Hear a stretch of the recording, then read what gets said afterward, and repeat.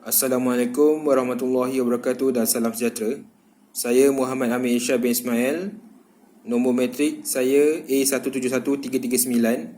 Pelajar jurusan Ijazah Sarjana Muda Psikologi dengan Kepujian Universiti Kebangsaan Malaysia. Pelajar semester 6. Bagi tugasan kursus SKPX 3093, analisis masalah dan membuat keputusan.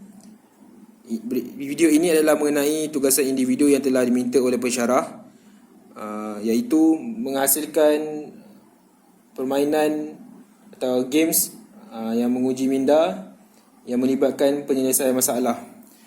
Apa yang saya dapat hasilkan pada hari ini adalah mengenai satu permainan yang saya adaptasi daripada konsep asal permainan yang dikenali oleh ramai, dan permainan ini mengenai permainan Sudoku. Okey, tapi permainan ini saya beri nama Thinking About Colour.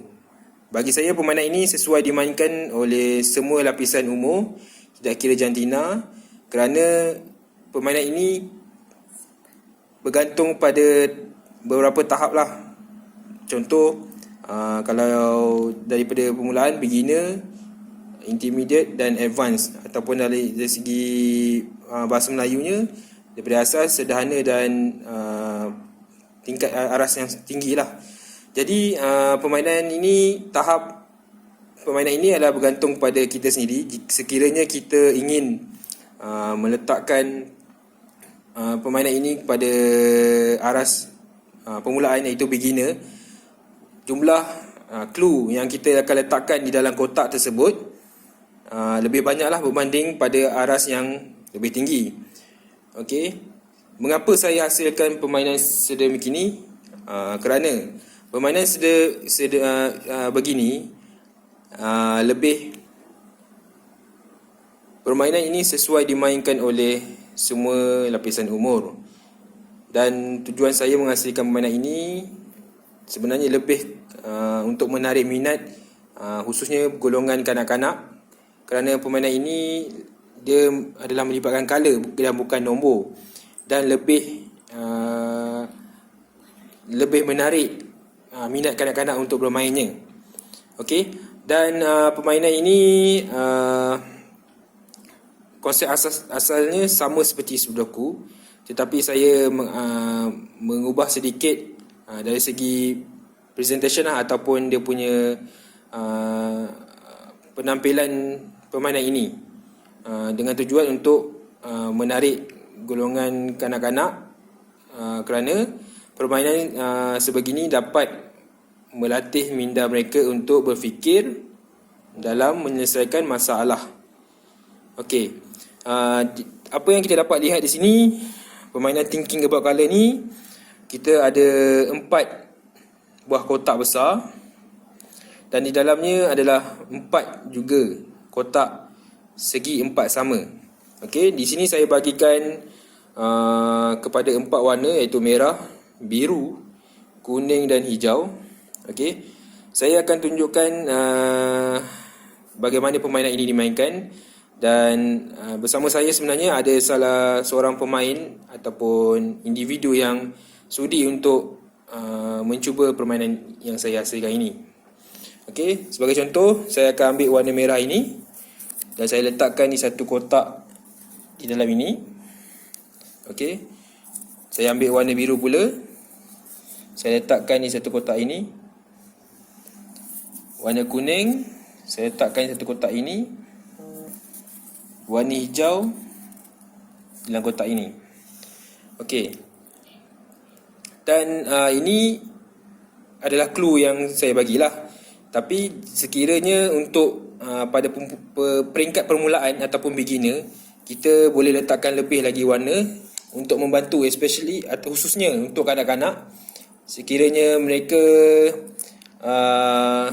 berasa sukar untuk menyelesaikannya, kita boleh bantu mereka untuk meletakkan lebih clue.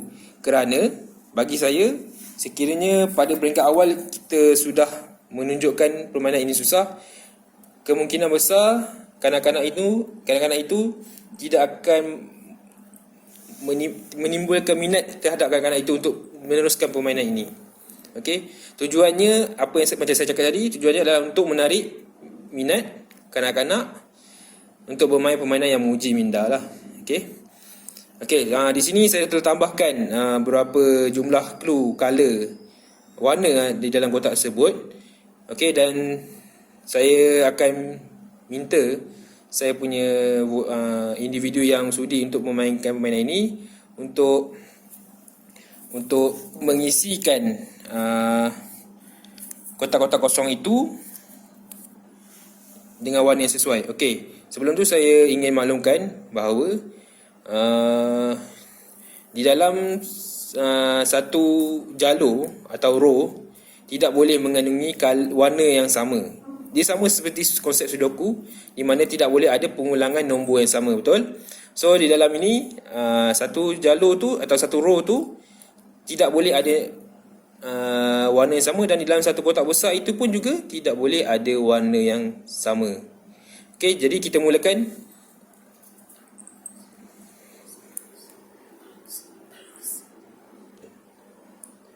Okey, kita boleh mulakan dengan okey. Okey, kita dapat lihat di sini tidak boleh ada warna yang sama dalam satu kotak besar dan dalam satu row yang sama lah. Okey. Okey, nice.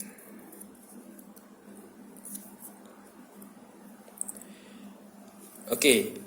Nampak tak? Okey. Color yang bila permainan ni lengkap, color ni nampak menarik, betul? Sebagaimana kita tahu, warna ataupun color ni dapat menarik minat kanak-kanak untuk menyertai permainan inilah. Okey, kalau seandainya kita menggunakan nombor seperti Sudoku, kanak-kanak saya yakin dan pasti memang tidak akan sukalah, apatah lagi bila menggunakan nombor kan banyak kan, dan mereka masih lagi tidak memahami lah konsep Sudoku apabila menggunakan nombor lah. Sekiranya kita menggunakan color, mudah untuk kita menjelaskan ataupun memberi penerangan kepada anak-anak kita bagaimana untuk memainkan permainan ini. Sebagaimana yang saya cakap tadi, aras permainan ini adalah bergantung kepada clue yang diberi. Clue yang diberi bermaksud berapa warna yang ada di dalam kotak pada awal permainan. Sekiranya banyak warna yang diberikan atau clue yang diberikan, bermaksud aras permainan itu adalah pada aras yang rendah lah.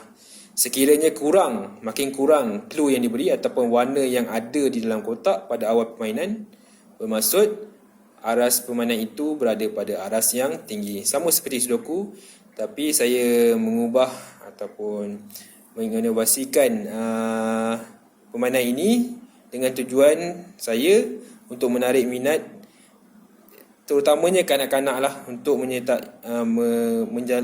menjalankan ataupun menyertai permainan seperti ini, yang mana sedikit sebanyak dapat meningkatkan daya kreativiti mereka dari segi penggunaan minda dan IQ untuk mengasah pemikiran mereka dalam menyelesaikan masalah ataupun menguji pemikiran IQ mereka. Okey. Oleh itu sahaja dari saya, dan saya harap anda semua suka dengan permainan yang saya hasilkan ini. Itu saya akhiri dengan terima kasih. Assalamualaikum warahmatullahi wabarakatuh.